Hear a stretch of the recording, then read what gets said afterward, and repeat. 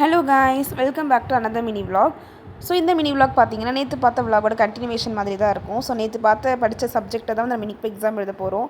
So மார்னிங்கே என்னோட lucky ட்ரெஸ்லாம் போட்டு ட்ரெயினில் கொஞ்ச நேரம் ரிவிஷன் பண்ணிவிட்டு ஒரு வழியாக காலேஜ் வந்து சேர்ந்துட்டேன். அண்ட் நான் தான் பார்த்தீங்கன்னா எப்பவுமே காலேஜில் ஃபர்ஸ்ட் வருவேன்.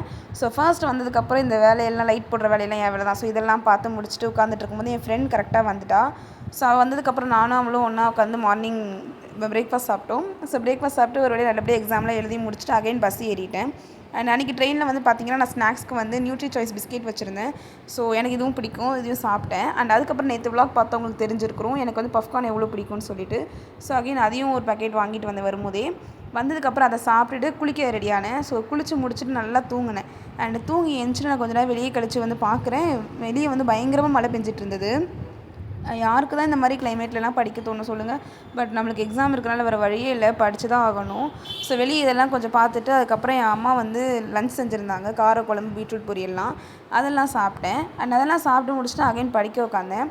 எனக்கு நெக்ஸ்ட் டே பார்த்திங்கன்னா வந்து கொஞ்சம் தியரி எக்ஸாம் தான், கொஞ்சம் கஷ்டமான எக்ஸாம். ஸோ அதனால் எவ்வளோ படிக்க முடியுமோ அந்தளவு படிச்சுட்டு அன்றைக்கி நைட்டு டின்னர்லாம் சாப்பிட்டு டேவை முடிச்சிட்டேன். பாய், நெக்ஸ்ட் vlogல பார்க்குறேன்.